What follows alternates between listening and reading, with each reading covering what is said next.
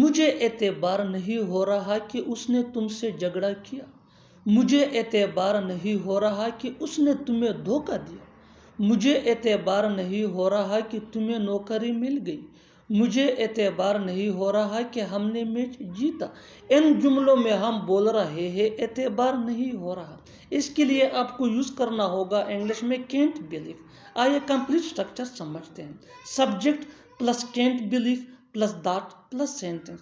آگے ڈیٹیل سے سمجھاتا ہوں مثالوں سے۔ Let's see some example for better understanding. مجھے اعتبار نہیں ہو رہا کہ اس نے تم سے جھگڑا کیا۔ I can't believe that he fought with you. I can't believe that he fought with you. مجھے اعتبار نہیں ہو رہا کہ اس نے تمہیں دھوکہ دیا۔ I can't believe that he cheated you. I can't believe that he cheated you.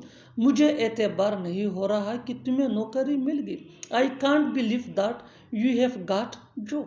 I can't believe that you have got job. مجھے اعتبار نہیں ہو رہا کہ ہم نے میچ جیتا۔ I can't believe that we won the match.